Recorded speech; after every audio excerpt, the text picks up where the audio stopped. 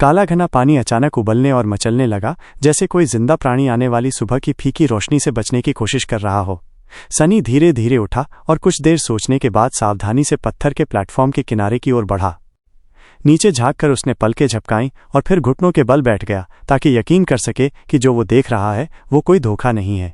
समुद्र पीछे हट रहा था। शुरुआत में धीरे धीरे, फिर तेज और तेज। पानी का स्तर लगातार नीचे जा रहा था। गोल पत्थरों का वो घेरा जिस पर वो शरण लिए बैठा था, पहले बस मुश्किल से ही लहरों से बाहर दिखता था, मगर अब उसके और समुद्र की बेचैन सतह के बीच कई मीटर गीला पत्थर आ गया था। जैसे जैसे सूरज ऊपर चढ़ा, ये डरावनी भाटा बढ़ती गई। जल्द ही सनी खुद को एक ऊंची चट्टान के किनारे खड़ा पाया, जहां नीचे 100 मीटर गहराई में मचलता हुआ समुद्र था। उसके नीचे पत्थर की संरचना चौड़ी होती जा रही थी और उसका आकार बदल रहा था, मगर उसकी जगह से ये समझना मुश्किल था कि असल में ये किस रूप में है। तभी काले पानी की सतह जगह जगह से लाल धारदार ब्लेडों से भेद दी गई।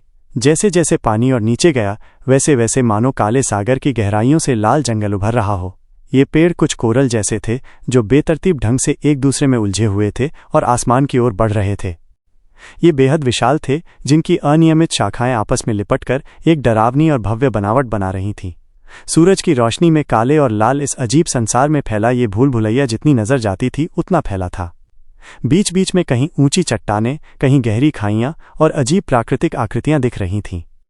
आधा घंटा बीतने के बाद पूरी तरह हक्का बक्का सनी नीचे देखता रहा और उसे एहसास हुआ कि समुद्र बिल्कुल गायब हो गया है। अगर गीले पत्थरों पर लटकी काली समुद्री घास और लाल कोरल के खंभे न होते तो वो संदेह करता कि कभी यहाँ समुद्र था ही नहीं। उसका छोटा गोल टापू अब एक अजीब, ऊंची, असमान आकार वाली चट्टान की चोटी बन चुका था। नीचे देखते ही उसका सिर चकराने लगा। तब तक रात पूरी तरह पीछे हट चुकी थी और सुबह ने अपनी जगह ले ली थी। मैं सपना तो नहीं देख रहा, सनी ने खुद को चुटकी काटी। यह स्पेल आखिर था क्या? काले समुद्र और उसके डरावने राक्षसों के अचानक गायब हो जाने के बावजूद सनी ने अपने पत्थर के प्लेटफॉर्म से नीचे उतरने की कोई जल्दी नहीं की। पहली बात तो ये थी कि अगर समुद्र गायब हो सकता है तो वो वापस भी आ सकता है, शायद कभी भी। दूसरी बात, उसे नहीं पता था कि उस कोरल की भूल भुलैया में क्या खतरे छुपे हैं। शायद वहां नीचे उस विशाल टेंटिकल वाले मालिक से भी भयानक कुछ मौजूद हो। मगर इसका मतलब ये भी नहीं था कि वो खोजबीन नहीं करेगा। प्लेटफॉर्म के बीच लौटकर वो बैठ गया और अपने शैडो को शरीर से अलग होने का आदेश दिया। फिर उस पर नियंत्रण लेते हुए उसने उसे प्लेटफॉर्म के किनारे भेजा और फुर्ती से नीचे सरका दिया। आदतन एक छाया से दूसरी छाया में चलते हुए वो उतरने लगा। इस समय सनी खुश था कि छायाओं का कोई वजन नहीं होता और वे गुरुत्वाकर्षण से प्रभावित नहीं होती। जब तक शैडो नीचे चढ़ रही थी, सनी ने जम्हाई ली। सुनो, तुम्हें नहीं लगता कि तुम्हारा भी कोई नाम होना चाहिए? हालांकि उसकी शैडो इतनी दूर जा चुकी थी कि सुन नहीं सकती थी, फिर भी वे आपस में जुड़ाव के कारण संवाद कर सकते थे। लेकिन ये कि कर सकते हैं, इसका मतलब ये नहीं कि शैडो करेगी भी। शैडो ज्यादातर चुप ही रहती थी, क्योंकि उसके पास बोलने के लिए स्वर यंत्र नहीं थे, और फिर उसका स्वभाव भी अच्छा नहीं था। तो फिर शेमलेस, शेडी? ये भी नहीं। अच्छा, कुछ आसान रख लेते हैं। तुम्हारे पास ही सुझाव हैं? अच्छा ठीक है, अभी के लिए इस बातचीत को टाल देते हैं। जब तक वो ये छोटी सी बातें कर रहा था, शैडो पहले ही चट्टान के तल तक पहुंच चुकी थी। शैडो कंट्रोल की सीमा असीमित नहीं थी, लेकिन आसपास की खोज के लिए बस उतनी ही काफी थी। भूल भुलैया में प्रवेश करते ही सनी ने पाया कि ये बेहद उलझन भरी और पेचीदा थी। कोरल के खंभों के बीच रास्ते कभी चौड़े, कभी तंग। वे बिना किसी तर्क के घूमते और मुड़ते रहते, कभी बंद गली में ले जाते तो कभी वहीं वापस पहुंचा देते, और कुछ रास्ते तो उन कोरल के टीले के भीतर घुसकर अंधेरे सुरंगों में बदल जाते। भूल भुलैया बहुत विशाल और कई स्तरों वाली थी, जिससे सनी का सिर कई बार काफी परेशान हो गया। आखिरकार उसने शैडो को ऊपर भेजा, जिससे वो लाल जंगल के ऊपर चढ़कर एक धारदार कोरल ब्लेड से दूसरे पर कूदने लगी, जानते हुए भी कि वो खुद ऐसा नहीं कर सकता। जल्द ही उसने उस अजीब चट्टान को चारों ओर से घेर लिया और अचानक ठिठक गया। सामने का दृश्य देखकर उसका कलेजा कांप उठा। वहां उस विशाल शार्क जैसे जीव का शव पड़ा था, जिसने पिछली रात थोड़ी देर उसका पीछा किया था। उसके चारों ओर कोरल के खंभे टूटे फूटे पड़े थे। असल में उसका सिर्फ आधा शरीर वहां पड़ा था। उसके भद्दे अंग सड़कों की तरह दूर तक फैले थे और बाकी आधा मानो कभी था ही नहीं। उस शव के चारों ओर सैकड़ों छोटे छोटे राक्षस घूम रहे थे, उसका मांस नोच नोच कर खा रहे थे। हर एक लगभग 2.5 मीटर ऊंचा था और उनकी शक्ल किसी दैत्याकार केकड़े, सेंचौर और किसी भयानक दुस्वप्न के मेल जैसी थी। उनके पास 4 जोड़ी लंबी खंडित टांगें थीं, जो धारदार हंसियों जैसी थीं। सामने एक इंसानी जैसा धड़ उनके कवच जैसे खोल से बाहर निकला हुआ था, जिस पर मोटी चिटिन जैसी परत थी। सिर सीधा धड़ पर था, बिना गर्दन के। उसमें 2 पतली आंखों की दरारें और एक चिपचिपा मुंह था जिसके चारों ओर चिपचिपे जबड़े थे। हाथों की जगह उनके पास 2 विशाल चिमटे थे। वे सभी उन्हीं चिमटों से शव से मांस के टुकड़े नोच नोच कर अपने मुंह में ठूस रहे थे। कभी कभी किसी खास रसीले टुकड़े के लिए लड़ाई छिड़ जाती और नतीजतन कुछ राक्षस फाड़कर मार दिए जाते, फिर विजेता तुरंत उन्हें भी खा जाते। सनी ने निगला। एक तो इन भारी कवच वाले ताकतवर राक्षसों का दृश्य उसे डरा रहा था और दूसरा उन्हें खाते देखकर उसे खुद भी भूख लग रही थी। हर एक से लड़ना मुश्किल होगा और ये तो सैकड़ों में है। हमेशा की तरह उसकी किस्मत खराब थी। कम से कम अब ये सोचने की जरूरत नहीं कि भूल भुलैया इतनी खाली क्यों है। सारे बाशिंदे तो यहां दावत उड़ा रहे हैं। सनी को अपने शैडो की पीठ इन राक्षसों की ओर करने में थोड़ी झिझक हुई, मगर उसने उसे वापस मोड़कर चट्टान का अध्ययन करने का आदेश दिया। कुछ था उसमें जो उसे बेचैन कर रहा था। शैडो ने पीछे मुड़कर ऊपर देखा। उस अजीब चट्टान को देखते देखते सनी को कुछ मिनट लगे और तब जाकर उसने समझा। उंगली है, ये हाथ है और ये तलवार। उसकी आंखें झपक गईं। ये तो एक मूर्ति है। सचमुच वो चट्टान इंसान की बनाई थी। ये कोई प्राचीन विशाल मूर्ति थी, कम से कम 200 मीटर ऊंची। इसका पैमाना इतना विशाल था कि दिमाग सुन्न पड़ गया। जितना सनी देख पा रहा था उसमें एक योद्धा को दिखाया गया था जो अलंकृत कवच पहने था। उसके सीने पर 7 चमकते तारे उकेरे हुए थे। उसके हाथों में एक विशाल तलवार थी जिसे उसने जमीन की ओर टिकाया हुआ था। मगर सबसे चौंकाने वाली बात यह थी कि उस विशाल पत्थर के योद्धा का सिर गायब था। दरअसल जिस गोल प्लेटफॉर्म पर सनी खड़ा था वही उसका गला था और लगता था कि सिर किसी ने जबरन फाड़कर हटा दिया हो, न कि ये मूर्ति का हिस्सा ही न रहा हो। सनी ने चारों ओर घूमकर देखा मगर सिर कहीं पास में दिखाई नहीं दिया। ये जगह आखिर है क्या? कोई जवाब न मिलते हुए उसने अपने शैडो को वापस बुला लिया और पश्चिमी किनारे पर बैठकर उन दावत उड़ाते राक्षसों को देखने लगा। वो तब तक नहीं हिला जब तक सूरज डूबने को नहीं आया।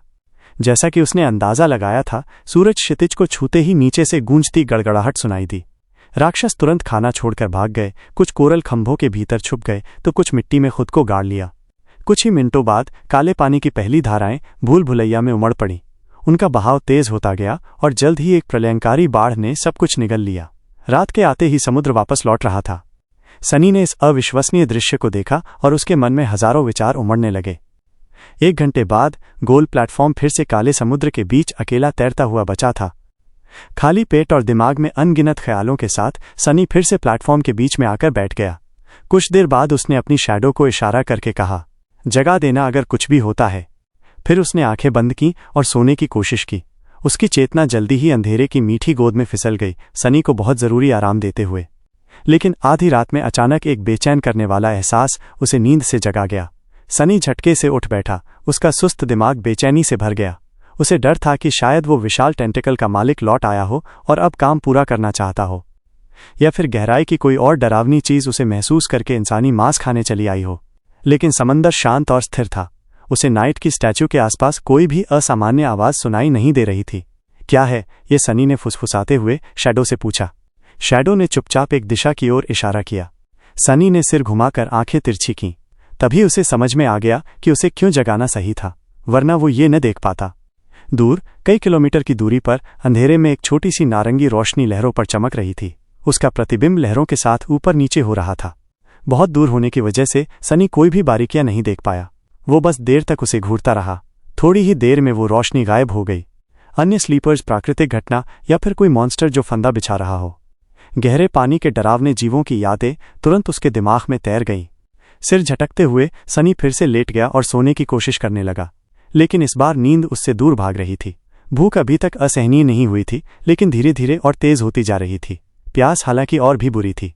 आखिरकार वो सुबह तक जागता रहा। जब सूरज उगते ही अंधेरा समुद्र पीछे हटने लगा। सुबह होते ही पिंसर मॉन्स्टर्स अपनी छुपी जगहों से निकलकर विशाल लाश की ओर दौड़े और अपने भोज को फिर से शुरू कर दिया।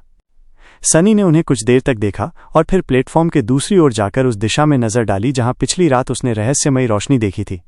वहां हेडलेस स्टैच्यू से 5-6 किलोमीटर दूर जमीन थोड़ी ऊंची होकर एक टीलानुमा आकार ले रही थी। उस टीले के ऊपर एक बेहद विशाल मूंगे का स्तंभ आकाश की ओर उठ रहा था। लगता था कि उसकी ऊपरी शाखाएं इतनी ऊंचाई तक जाती थीं कि रात में भी पानी से ऊपर बनी रहती थीं। सनी के दिमाग में कई तरह के ख्याल उमड़े, लेकिन आखिरकार 2 सवाल सबसे ज्यादा अहम थे। पहला, क्या वो भूल भुलैया पार करके दिन में उस दूरी को तय कर पाएगा? और उससे भी अहम, क्या उसे कोशिश करनी चाहिए? आखिर कोई सबूत नहीं था कि वो रहस्यमयी रोशनी किसी मददगार चीज से आई थी, न कि किसी डरावनी और जानलेवा चीज से। ज्यादा जानकारी ना होने के कारण सनी ने फैसला किया कि वो फिलहाल मॉन्स्टर्स को ध्यान से देखेगा। उसने अपना शैडो भी भूल भुलैया की हद तक आगे भेज दिया ताकि रास्ते की शुरुआत का नक्शा मिल सके। सोचने पर लगे तो वो हेडलेस स्टैच्यू पर जितना सुरक्षित था शायद कहीं और उतना नहीं हो सकता था। दिक्कत बस ये थी कि भूख और प्यास से वो जल्द ही मर जाएगा। दोनों समस्याओं का हल नीचे उतरकर निकल सकता था। टीचर जूलियस ने उसे ड्रीम रेल में हर जगह मौजूद चीज़ों से समुद्र का पानी मीठा बनाने के कई तरीके सिखाए थे। वो ट्रैप्स लगाकर किसी पिंसर मॉन्स्टर का शिकार करके खा भी सकता था। उनके विशाल आकार की वजह से एक ही मॉन्स्टर उसे हफ्तों तक खिला सकता था। वो आसानी से एक रूटीन बना सकता था, दिन में शिकार करना और रात को स्टैचू पर लौट आना। शायद ये उसका सबसे सुरक्षित विकल्प था। लेकिन इस तरीके में एक बहुत ज़रूरी चीज़ की कमी थी, उम्मीद की। ये सनी को जिंदा तो रख सकता था, लेकिन उसे कोई आगे का रास्ता नहीं दिखाता। अगर उसे सारी जिंदगी इसी छोटे से इलाके में गुजारनी पड़ती, मॉन्स्टर्स को खाकर और रात को किसी बड़े शिकारी के डर में कांपते हुए, तो बेहतर होता कि वो अभी कूदकर अपनी जान दे दे। इसका मतलब था कि उसके पास बस एक ही असली विकल्प बचा था, उस नारंगी रोशनी के स्रोत तक पहुंचने की कोशिश करना। और अगर सनी ने वाकई कोशिश करनी थी तो उसे ये पिंसर मॉन्स्टर्स के कार्केस खाने से पहले करना होगा। कम से कम इस तरह भूल भुलैया का पास वाला हिस्सा उनसे खाली रहेगा। अपने फैसले पर अडिग होकर सनी ने तय किया कि वो अगले दिन सुबह स्टैच्यू छोड़ देगा। आज का दिन वो भूल भुलैया के रास्ते देखने और खुद को मानसिक रूप से तैयार करने में लगाएगा। ये सोचकर उसने आंखें बंद की और अपनी परसेप्शन को आगे बढ़ती शैडो पर केंद्रित कर दिया। रात में अचानक एक तूफान अंधेरे समुद्र पर टूट पड़ा।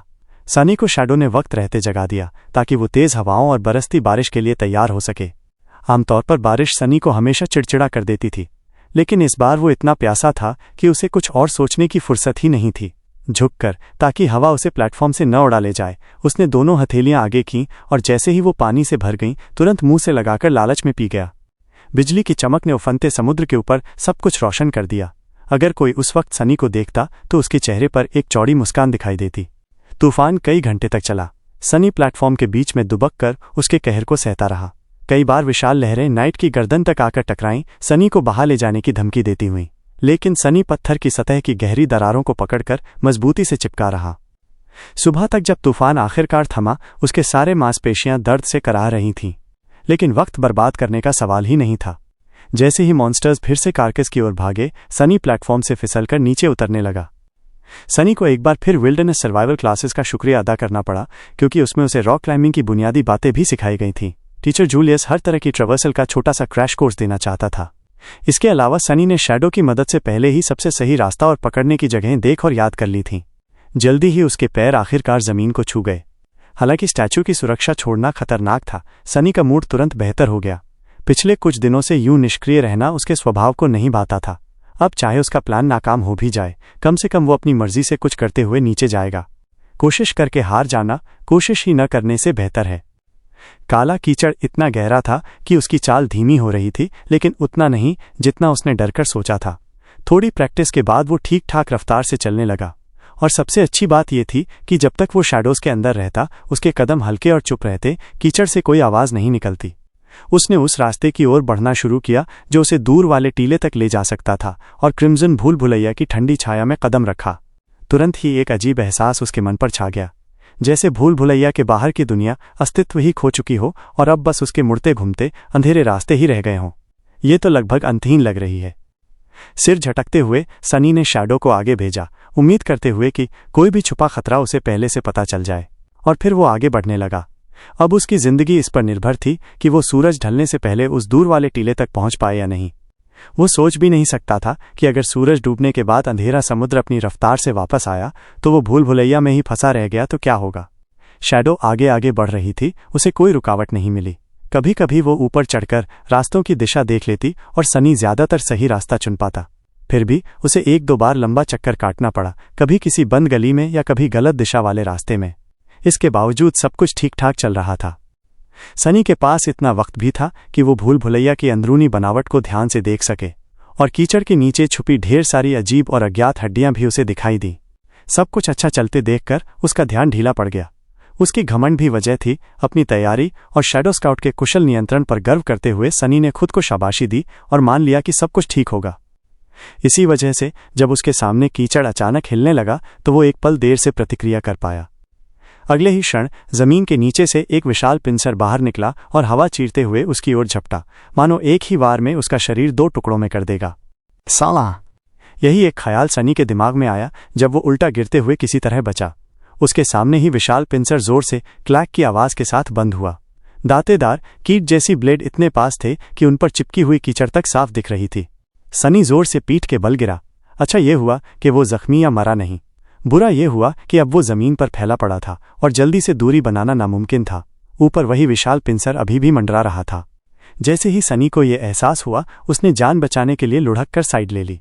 अगले ही पल पिंसर कीचड़ में धंस गया और धरती हल्की सी कांप गई। अगर सनी जरा भी देर करता तो उसकी छाती चूर चूर हो जाती। वो अभी उठ ही रहा था कि पिंसर एकदम से साइड से झपटा। इस पर सनी तैयार था। भागने या रोकने के बजाय उसने अपने हाथ आगे बढ़ा दिए और वार को कुशन की तरह झेल लिया। उसकी बाहें दर्द से चीख उठीं, लेकिन उसी वार की ताकत का सहारा लेकर उसने अपने आप को हवा में उछलने दिया। कम से कम इस तरह वो उस पिंसर की रेंज से बाहर तो हो जाएगा। लड़ाई लड़नी उसने सीखी नहीं थी, मगर गिरना वो तो उसे खूब आता था। गर्दन टूटने या सांस रुकने की जगह उसने शरीर को संभाला और रोल करके दूर जा गिरा। मैं अपनी बात वापस लेता हूं। सनी को हीरो की बैटल रोल्स पर की गई अपनी ताना याद आया। रोलिंग तो किसी भी इज्जतदार मॉन्स्टर फाइटिंग टेक्निक का असली हिस्सा है। उसने ऊपर नजर उठाई और हालात समझने की कोशिश की। सामने कीचड़ से निकलकर हमला करने वाला दरिंदा अब पूरी तरह सामने आ गया था। जमीन से बाहर आते ही उसका साया सनी पर पड़ गया। छोटी छोटी आंखों में गुस्सा, भूख और नफरत भरी थी। ये वही पिंसर वाला मॉन्स्टर था जिसे सनी ने कई बार देखा था। तकरीबन 3 मीटर ऊंचा, भारी शरीर वाला ये जीव अपने जबड़े हिलाकर डरावनी चुभने वाली चीख निकाल रहा था। बाकी अपने साथियों के साथ उस बड़े कार्कस को खाने क्यों नहीं गया तू, ओ क्रैब बास्टर्ड? जवाब साफ था। मॉन्स्टर बुरी हालत में था। 8 टांगों में से आधी टूटी हुई थी। मोटे कवच पर दरारें पड़ी थीं जिनसे नीला चिपचिपा लहू टपक रहा था। उसका एक पिंसर तो कंधे से ही उखड़ा हुआ था। अगर हालत इतनी खस्ता न होती तो उसे कीचड़ में छिपकर शिकार पकड़ने की जरूरत ही न पड़ती। वो बाकी सबके साथ जाकर मजे से फीस्ट कर रहा होता। बस सनी की किस्मत ही खराब थी कि वो उसके ट्रैप में फंस गया। सनी ने अपने शैडो की स्काउटिंग पर जरूरत से ज्यादा भरोसा कर लिया था, जबकि शैडो कोई जादुई चीज नहीं थी। वो ना वजन रखता था, ना आवाज करता था। यही वजह थी कि ट्रैप पर से गुजरने पर भी मॉन्स्टर ने ध्यान नहीं दिया। लेकिन सनी के लिए ये थोड़ी सी किस्मत भी थी। अगर वो पूरी तरह से तंदुरुस्त होता तो सनी उसकी पहली ही झपट से मर गया होता। पर यह सोचने का टाइम नहीं था। अभी सबसे बड़ा काम था जिंदा बचना। वापस आ, उसने शैडो को बुलाया और फिर साइड में छलांग लगाई। उस जगह पिंसर ने हमला किया और बगल के कोरल पिलर को चकनाचूर कर दिया। लाल लाल टुकड़े हर तरफ उड़ गए। सनी ने खुद को संभाला और भागते रहना शुरू किया। उसे उम्मीद थी कि भारी भरकम और घायल मॉन्स्टर उसकी स्पीड नहीं पकड़ पाएगा, मगर ये उम्मीद गलत निकली। उसकी दरांती जैसी टांगें कीचड़ में धंसती जा रही थीं और पिंसर फिर से हवा चीरता हुआ आ रहा था। किसी भी पल सनी की गर्दन उड़ सकती थी। सनी झुक गया, पिंसर को चकमा दिया और एक पल के लिए राहत मिली। उसकी नजरें चारों तरफ दौड़ीं, कोई हथियार चाहिए था। तभी उसने देखा कि कीचड़ में से एक लंबी, चिकनी और नुकीली हड्डी बाहर निकली है। बिना रुके उसने झुककर उसे खींचा और निकाल लिया। हड्डी 1.5 मीटर लंबी थी, आगे से नुकीली, बिल्कुल भाले जैसी। समस्या ये थी कि इस भाले की रेंज भी मॉन्स्टर के पिंसर से छोटी थी और कवच को चीर पाएगा इसकी भी गारंटी नहीं। मतलब उसे पास जाके कवच की दरार पर वार करना पड़ेगा, लेकिन उतना पास गया तो उसका शरीर पेस्ट बन जाएगा। एक पागलपन वाला आइडिया सनी के दिमाग में आया। खुद को समझ नहीं आ रहा था कि ये हिम्मत है या बेवकूफ़ी, पर इतना साफ था कि ये करने लायक नहीं है। तभी पिंसर फिर से झपटा। इस बार सनी थोड़ा देर कर गया। पिंसर का किनारा उसकी बाईं टांग से टकराया। पपेटियर श्राउड ने बचा लिया। खून नहीं निकला, मगर वार की ताकत से सनी फिर से जमीन पर लुढ़क गया। अब उठने का मौका नहीं था। सनी की आंखें चौड़ी हो गईं। उसे समझ आ गया, अब पागल बनने का टाइम है। उसने बचने की कोशिश ही नहीं की, बल्कि खुद को पिंसर के बीच फंसने दिया। सीने पर भयानक दबाव पड़ा। लगा कि पसलियां टूट जाएंगी, लेकिन अवेकन टायरेंट से मिली उसकी आमर ने उस क्रशिंग वार को रोके रखा। उसने हर मांसपेशी कस दी ताकि शरीर चूर चूर न हो। अगले ही पल उसका शैडो ऊपर से लिपट गया और पपेटियर श्राउड की ताकत और बढ़ा दी। अब दोनों एक दूसरे को थामे खड़े थे। सनी निकल नहीं पा रहा था और मॉन्स्टर उसे काट नहीं पा रहा था। दोनों की नजरें टकराईं। क्रीचर की आंखों में पागलपन भड़क उठा। उसने सनी को ऊपर उठाया, अपने जबड़ों के पास ले गया, उसका सिर चबा डालना चाहता था। क्यों सब मुझे ही खाना चाहते हैं? क्या मैं इतना टेस्टी हूं? सनी ने विरोध नहीं किया। उसे पता था यही उसका आखिरी मौका है। ठीक उस वक्त उसने शैडो को अपने हाथ में पकड़ी हड्डी पर बहने दिया। पूरी ताकत जुटाई और हड्डी को क्रीचर की छोटी आंख में भोंक दिया। भाला गहराई तक चला गया। दूसरी आंख गुस्से से सिकुड़ गई। पसलियों के दर्द को झेलते हुए सनी ने भाले को मरोड़ा और दिमाग को ज्यादा से ज्यादा नुकसान पहुंचाने की कोशिश की। कुछ सेकंड तक कुछ नहीं हुआ, फिर दबाव कम होने लगा। पिंजर खुल गया और सनी कीचड़ में गिर पड़ा। उसी पल भारी मॉन्स्टर भी ढह कर जमीन पर जा गिरा। उसके सिर में हड्डी धंसी थी और नीला लहू बह रहा था। सनी कराहते हुए दर्द भरी सांस खींचा। तुमने एक अवेकन बीस्ट कैरापेस स्कैवेंजर को मार गिराया है। तुम्हें एक नई मेमोरी मिली है, एज़्योर ब्लेड। तुम्हारा शैडो और मजबूत हो गया है। सनी की देह कीचड़ में पड़ी थी। वो सांस पकड़ने की कोशिश कर रहा था। तभी स्पेल की हल्की सी आवाज उसके कानों में गूंज उठी, योर शैडो ग्रोज स्ट्रॉन्गर। तुरंत ही उसने एक हल्का बदलाव महसूस किया। उसका शरीर थोड़ा मजबूत हुआ, आंखें थोड़ी तेज हुईं, त्वचा कुछ चिकनी हो गई। बदलाव बहुत कम था, लेकिन साफ नजर आ रहा था। ये क्या था? उसने अंदाजा लगाया और सोचना आसान भी था। सनी ने रून्स को बुलाया, शैडो फ्रैगमेंट्स 14,000। पहले उसके पास सिर्फ 12 शैडो फ्रैगमेंट्स थे और उसे ये भी नहीं पता था कि इन्हें हासिल कैसे किया जाए। अब लगता था कि ये प्रोसेस अपने आप होता है। बस किसी दुश्मन को मारो और उसका एक हिस्सा सोख कर अपनी कोर को मजबूत करो। लेकिन फ्रैगमेंट्स की संख्या सीधा इस पर निर्भर नहीं करती थी कि उसने कितने दुश्मन मारे। कुछ देर सोचकर सनी ने एक नतीजा निकाला, डॉर्मेंट सोल कोर से एक फ्रैगमेंट मिलता है और अवेकन कोर से 2। लेकिन दुश्मन को सीधे अपने हाथों से मारना ही गिना जाता था।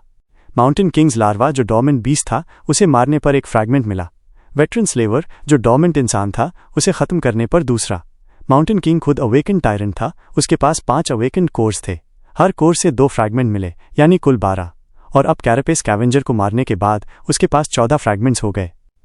दिलचस्प बात यह थी कि शिफ्टी, स्कॉलर और हीरो की मौतों से उसे कोई फ्रैगमेंट नहीं मिला, जबकि वो उसकी चालों की वजह से मरे थे। लगता था उसे खुद अपने हाथों से दुश्मन को खत्म करना पड़ता था, तभी उसका शैडो सोख पाता था, या फिर किसी प्राचीन मरे हुए देवता को बुलाकर।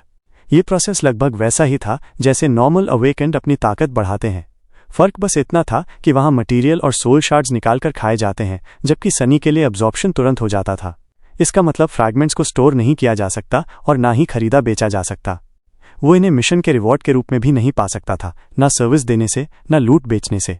अगर सनी को मजबूत होना है तो उसके पास सिर्फ एक रास्ता था, लड़ना और मारना।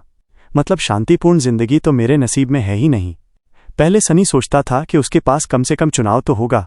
बहुत से अवेकेंड कभी सिटाडेल से बाहर नहीं जाते थे। नाइटमेयर क्रीचर से लड़ने की जगह वे ड्रीम रेल में अलग अलग काम करके जिंदगी चलाते थे।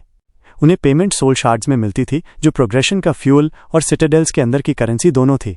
सनी ऐसी जिंदगी जीने का इरादा नहीं रखता था, लेकिन अब चुनाव की गुंजाइश भी न होना थोड़ी चुभ रही थी। खुशकिस्मती से एक उजली बात भी थी।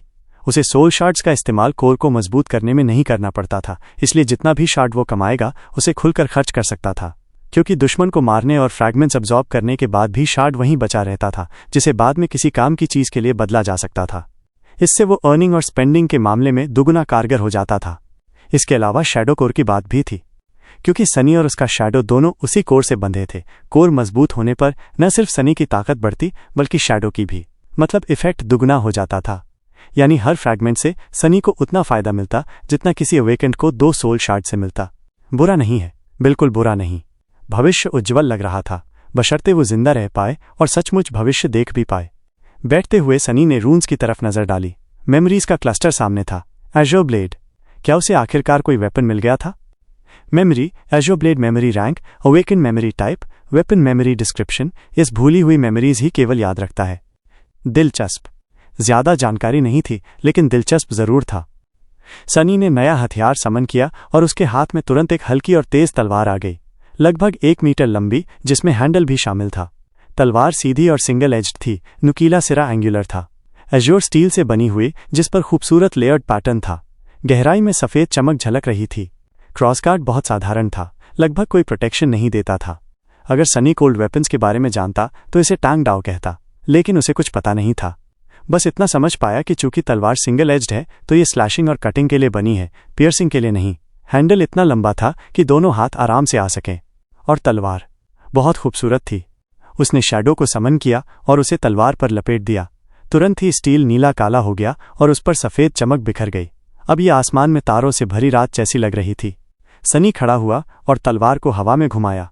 उसका तेज किनारा हवा चीरता हुआ सीटी जैसी आवाज कर रहा था। अब तो मैं सच में अवेकन जैसा लग रहा हूं। उसने स्कैवेंजर की लाश की तरफ देखा और चेहरा सिकोड़ लिया। यह हिस्सा सुखद नहीं होने वाला था। काफी मेहनत के बाद उसने कारापेस को तोड़कर गुलाबी नरम मांस के कुछ टुकड़े काट निकाले और बीस्ट के सीने से रेडिएंट क्रिस्टल भी निकाला, सोल शार्ड। बिना उम्मीद के उसने शार्ड अब्जॉर्ब करने की कोशिश की। जैसे सोचा था वैसे ही कुछ नहीं हुआ। मतलब ये मेरे किसी काम के नहीं। कंधे उचकाकर सनी ने शार्ड और मांस को समुद्री घास से बने थैले में रखा और सूरज की तरफ देखा। दिन अभी जवान था। उसके पास दूर वाली पहाड़ी तक पहुंचने का अच्छा मौका था, इससे पहले कि समंदर वापस लौटे। लेकिन स्कैवेंजर से लड़ाई में उसकी बाईं टांग बुरी तरह लग गई थी। चलना पहले जितना आसान नहीं था। उसने दांत भींचे और लंगड़ाते हुए चलना शुरू किया। घंटों बीत गए। चोट और सतर्कता के कारण उसकी चाल काफी धीमी हो गई। पसीने में भीगा, हर कदम पर दर्द झेल रहा था। और सबसे बुरा ये कि जैसे जैसे वो लाबिरिंथ में आगे बढ़ा, रास्ते और उलझे हुए होते गए। शैडो की मदद के बावजूद उसे बार बार लौटना पड़ा और सही दिशा पकड़ने में मशक्कत करनी पड़ी। धत तेरे की, अगर यही हाल रहा तो वो मंजिल तक नहीं पहुंच पाएगा और फिर लौटता हुआ समंदर उसे कुचल देगा। मौत के बारे में सोचे बिना उसने कदम तेज करने की कोशिश की, लेकिन ज्यादा जल्दीबाजी नहीं कर सकता था। गलत मोड़ लेने से कीमती मिनट बर्बाद हो जाते और अगर कोई घात छूट गया तो उसकी जान भी जा सकती थी। शापित जगह। जब वो लगभग हताश हो चुका था, उसके शैडो ने कुछ देखा जिसने सनी को पल भर के लिए स्तब्ध कर दिया। थोड़ी दूरी पर कुछ मोड़ों के आगे कोरल्स खुल गए थे और एक छोटा सा क्लियरिंग बन गया था, और उस क्लियरिंग के बीच कोई कीचड़ पर चल रहा था। सनी ने सबसे पहले गोरी त्वचा देखी। बहुत सारी त्वचा। एक लंबी पतली लड़की थी जिसने बस समुद्री घास से बनी स्कर्ट और साधारण ब्रासिया पहन रखी थी, लेकिन उसे कोई परेशानी नहीं थी। शांत चेहरे के साथ वो रुकी और पीछे देखा। हवा उसके छोटे चांदी जैसे बालों से खेल रही थी। वो थी नेफिस, चेंजिंग स्टार। एक हाथ में उसके पास एक सुनहरी रस्सी का सिरा था और रस्सी के दूसरे छोर पर कैसिया, वो अंधी लड़की, धीरे धीरे पीछे चल रही थी। आसमान धूसर था, नीचे काली चट मिट्टी फैली हुई थी और उसके बीच में लाल रंग का समंदर जैसे अंतहीन फैला हुआ था। इस सपनों जैसे नज़ारे के बीच दो बेहद खूबसूरत लड़कियां भूल भुलैया के रास्ते पर चल रही थीं। एक नाजुक और नर्म सी थी, सुनहरे बाल और नीली भटकी हुई सी आंखें। उसने साधारण सा कुर्ता पहना था, पैरों में चमड़े की सैंडल थीं और कंधों पर समुंदर की लहरों जैसे रंग का चोगा पड़ा हुआ था। दूसरी लड़की लंबी और लचीली काया वाली थी। उसके रेशमी चांदी जैसे बाल थे और आंखें साफ धूसर। उसके कपड़े काले समुद्री शैवाल से बेतरतीब बनाए गए थे जो उसके गोरे बदन और मजबूत शरीर को लगभग खुला छोड़ते थे। वो चौकन्नी खड़ी थी और नंगे पांव थी। दोनों लड़कियों को एक सुनहरी रस्सी ने आपस में बांधा हुआ था। वाह, क्या नज़ारा है, सनी ने सोचा। उसे अचानक अफसोस हुआ कि वो कोई कलाकार नहीं है, वरना ये तस्वीर पेंटिंग बनने लायक थी। रुको, मैं ये क्यों सोच रहा हूँ? मैंने लोग ढूंढ लिए। उसका दिल जोर से धड़का। अगर नेफिस और कैसिया यहाँ थीं तो पहले वाली नारंगी रोशनी का मतलब यही था कि वो उसी से जुड़ी थी, और इसका मतलब ये भी कि उन्हें उस ऊंची पहाड़ी तक पहुंचने का रास्ता पता था। यानी अब सनी को ऊंची लहरों से कुचलकर मरना नहीं पड़ेगा। तो अब क्या करूं? वो जानता था कि दूसरों के साथ घुलने मिलने में वो अच्छा नहीं है। असल में तो बिल्कुल उल्टा, लोग अक्सर उससे खुद ब खुद दूर रहते थे, और वो तो आम हालात में। इस बार तो उसने पूरे 4 हफ्ते तक मेहनत की थी ताकि एकेडमी के सब लोग उससे नफरत करें। शाबाश सनी। फिर भी वो काम का था। ऐसे हालात में एक अतिरिक्त इंसान भी भूखे राक्षसों का सामना करने में मददगार होता, और वो कोई मामूली भी नहीं। उसके अकेले आगे जाकर जासूसी करने की क्षमता बहुत कीमती थी। यकीनन लड़कियां समझेंगी, है ना? भारी सांस लेकर सनी परछाइयों में समा गया और जल्दी से खुली जगह की तरफ बढ़ा। वो 1 मिनट में वहां पहुंच गया और छिपकर दोनों लड़कियों को ध्यान से देखने लगा। लकड़ी की छड़ी का सहारा लेते हुए अंधी कैसिया धीरे धीरे साफ जगह के बीच पहुंची और हाथ बढ़ाकर नेफिस को छू लिया। तुम क्यों रुक गई? नेफिस ने कैसिया को संभाला और आसमान की तरफ देखा। शाम हो रही है। दोनों के बीच अजीब सी चुप्पी छा गई। कुछ देर बाद कैसिया ने पूछा, तो क्या हमें वापस मुड़ जाना चाहिए? नेफिस ने पलक झपकाई और गला साफ किया। सनी को उनका ये बातचीत थोड़ी मजेदार लगी। क्या है ये, स्ट्रॉन्ग साइलेंट टाइप?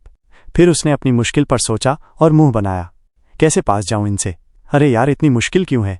ऐसा तो नहीं कि मैं किसी को डेट पर बुला रहा हूं। मतलब उनमें से एक को या दोनों को।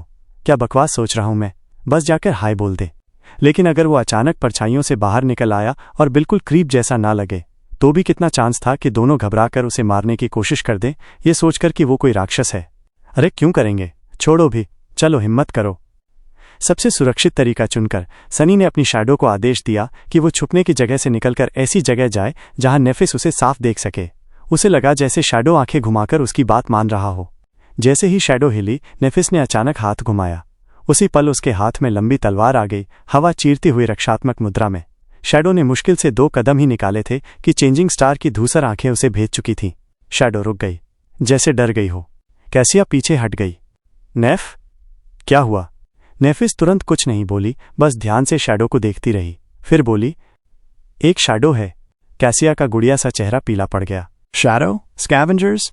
लंबी लड़की ने हल्का सा सिर झुकाया। ये इंसान की शैडो है। कैसिया को ये सुनकर और भी हैरानी हुई। उसने पूछा, इंसान की शैडो? वो कर क्या रही है? नेफिस थोड़ी देर चुप रही, फिर सपाट स्वर में बोली, वो हमें हाथ हिला रही है। पूरा 1 मिनट चुप रहने के बाद कैसिया ने आखिरकार कहा, मैंने कहा वो हमें हाथ हिला रही है। हाँ पता है, मतलब। नेफिस ने मुंह खोला, फिर बंद कर लिया। मुझे नहीं पता, शायद हमें फंसाने का कोई जाल हो। इस वक्त सनी ने तय किया कि अब बोलना ही पड़ेगा।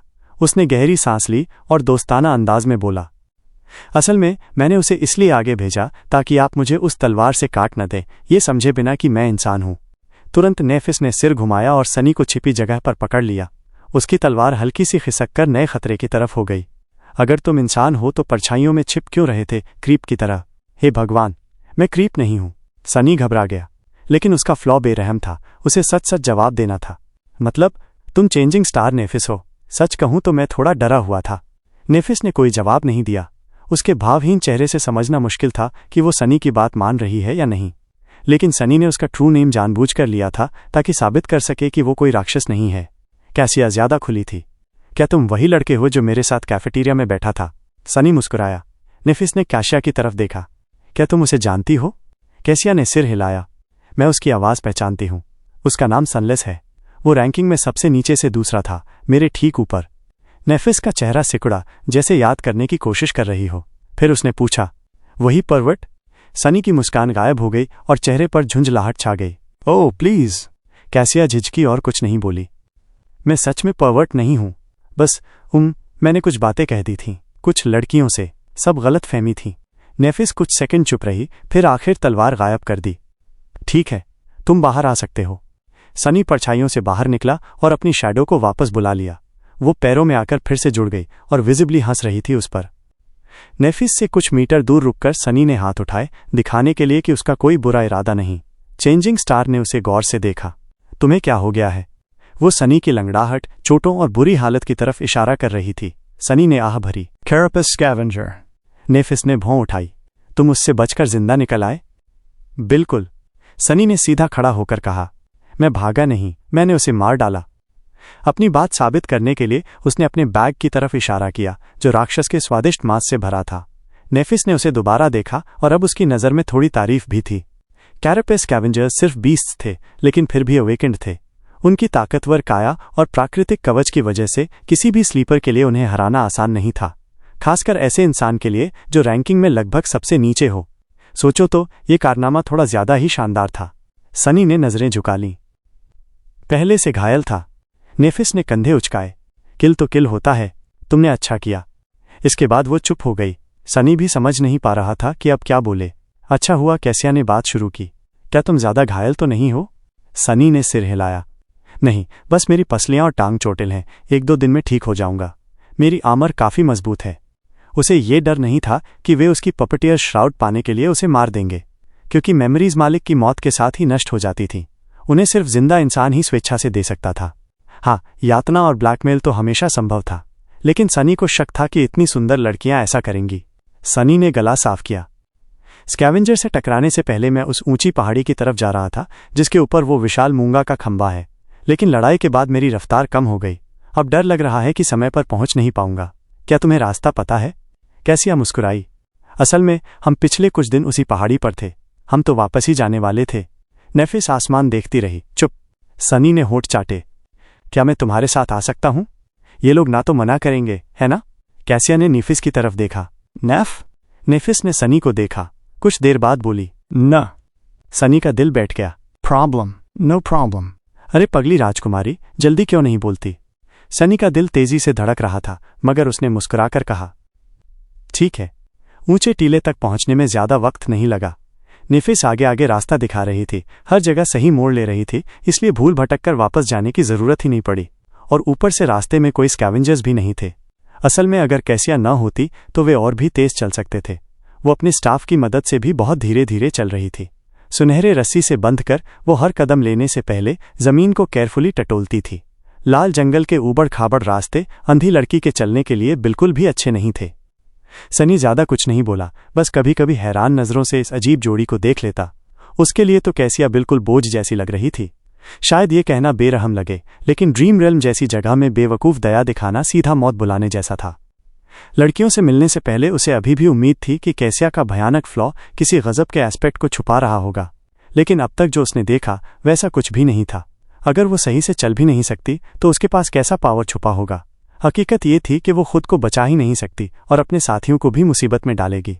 कोई पागल ही उसे साथ रखेगा, या फिर किसी को अपनी जान की परवाह ही नहीं होगी। इनमें से नेफिस कौन थी? अजीब बात यह थी कि सनी को लगता था कि वो इनमें से कोई भी नहीं थी। जब तक वो टीले पर पहुंचे तब तक सूरज ढलने ही वाला था। टीला चढ़कर जैसे ही वो विशाल मूंगे के ढेर तक पहुंचे, नेफिस ने सुनहरी रस्सी को डिसमिस किया और फिर से समन कर लिया। इस तरह वो खुलकर उसके हाथ में साफ सुथरे गुच्छे की तरह आ गई। अच्छा, तो ये मेमोरी है। सनी सोचने लगा कि इस जादुई रस्सी में क्या क्या क्वालिटीज़ होंगी। थोड़ी देर बाद उसका क्यूरियोसिटी खुद ही पूरी हो गया। उसकी आंखों के सामने रस्सी की लंबाई अचानक बढ़ने लगी। थोड़ी ही देर में वो 3 गुना लंबी हो गई। नेफिस ने दोनों छोर पर लूप बांधा और फिर एक छोर को ऊपर फेंका। रस्सी मूंगे के खंभे के ऊपरी निकली हुई जगह पर बिल्कुल सही लपेट गई। उसने मजबूती चेक की और फुर्ती से ऊपर चढ़ गई। फिर ऊपर से हाथ हिलाकर सनी को इशारा किया। सनी ने एक पल झिझककर रस्सी पकड़ी। उसके दिमाग में ख्याल आया कि अगर उसका सिर काटना हो तो यही सही वक्त है। ऊपर नेफिस खड़ी है और वो रस्सी पर लटक रहा है। एकदम साफ तस्वीर उसके दिमाग में बनी। पागलपन बंद करो, उसने खुद को समझाया। असल में उसे नेफिस की ईमानदारी पर यकीन नहीं था, बल्कि ये यकीन था कि अगर वो मारना चाहती तो बहुत पहले ही उसे टुकड़े टुकड़े कर चुकी होती। डर और राहत दोनों साथ महसूस करते हुए सनी तेजी से ऊपर चढ़ गया और नेफिस के साथ कोरल माउंट की चोटी पर पहुंच गया। फिर उसने पीछे मुड़कर सोचा कि अब कैसिया कैसे चढ़ेगी। अंधी लड़की ने स्टाफ गायब किया और रस्सी को पकड़ा। उसने लूप तक हाथ फेरते हुए पहुंच बनाया और उसमें पैर डाला। जैसे ही वो तैयार हुए, नेफिस ने रस्सी खींचना शुरू कर दिया। धीरे धीरे खींचते हुए उसने कैसिया को ऊपर चढ़ा लिया। आखिर में बस उसका हाथ पकड़कर ऊपर खींच लिया। काफी एफिशिएंट। वो मूंगे का ढेर उस विशाल पत्थर के घेरे से भी बड़ा था जहां सनी पहले जायंट नाइट की गर्दन पर था। असल में ये एक छोटा सा टापू जैसा लग रहा था। सबसे ऊपरी जगह पर मूंगे की धारियों के बीच लड़कियों ने छोटा सा कैंप बनाया था। वहां समुद्री घास के ढेर बिछे थे। स्कैवेंजर का मांस धूप में सूख रहा था और एक फायर पिट बना हुआ था। सनी ने फायर पिट की ओर इशारा किया। 2 रात पहले वो रोशनी तुम लोगों ने जलाई थी। मैंने दूर से ऑरेंज लाइट देखी थी। कैसिया का चेहरा उतर गया। हाँ, पहली बार हमने यहीं आग जलाई थी, लेकिन ये बहुत बड़ी गलती साबित हुई। नेफिस ने लंबी सांस ली। सनी हैरान होकर बोला। अंधी लड़की ने अपने बाल छुए और फिर नेफिस की ओर देखा। रात में कोई भी लाइट राक्षसों को खींच लाती है। पहले स्कैवेंजर्स ने हमला किया और फिर वो पीली पड़ गई और बात अधूरी छोड़ दी, लेकिन जरूरत भी नहीं थी। सनी को उस विशाल टेंटिकल की याद अभी भी ताज़ा थी। शुक्र था कि उसका इन दोनों से सामना हो गया, वरना वो भी आज रात स्कैवेंजर का मांस भूनने के लिए आग जलाने ही वाला था। ओह, समझ गया। नेफिस ने आसमान देखा और गला साफ किया। अब ठीक है, सूरज डूबने में अभी वक्त है। वो आग जलाने में लग गई। कैसिया चुपचाप घास पर बैठ गई। सनी भी कुछ न कर पाने पर नीचे बैठ गया और अपने थके चोटिल जिस्म को आराम देने लगा। कुछ देर बाद उसने कहा, मेरे पास ताज़ा मांस है, तुम्हारे पास पानी है? कैसिया मुस्कुरा उठी।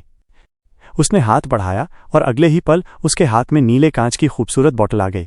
ये मेरी मेमोरी है, इसमें हमेशा पानी भरा रहता है। सनी ने वो बोतल लिया और ईर्ष्या से देखा। हमेशा पानी? मेरे बेवकूफ़ी वाले घंटी से तो कहीं अच्छा है। धन्यवाद। उसने झट से पानी पीना शुरू किया। ठंडा स्वादिष्ट पानी। कितना भी पिए, पानी खत्म ही नहीं होता था। यह सच में एंडलेस है? कैसिया ने बालों को छुआ। पूरी तरह नहीं। अगर बोतल उल्टा करके पानी बहाओ तो आधे घंटे में रुक जाएगा, लेकिन थोड़ी ही देर में फिर से भर भी जाएगा। तब तक नेफिस आग जला चुकी थी। उसने बिना ऊपर देखे सनी का रक्सैक खोला। अंदर से सोल शार्ड लुढ़क कर बाहर आ गया। नेफिस ने उस पर नजर डाली, फिर सनी पर, फिर उसे वापस रखकर मांस निकाल लिया। सनी तन गया, मिसलीडिंग जवाब देने को तैयार, लेकिन नेफिस ने कुछ पूछा ही नहीं, तो वो भी ऐसे ही दिखावा करने लगा जैसे कुछ हुआ ही नहीं। वैसे ये बहुत बढ़िया मेमोरी है। पीने लायक पानी पाना इतना आसान नहीं। कैसिया ने सिर हिलाया और मुस्कुराई।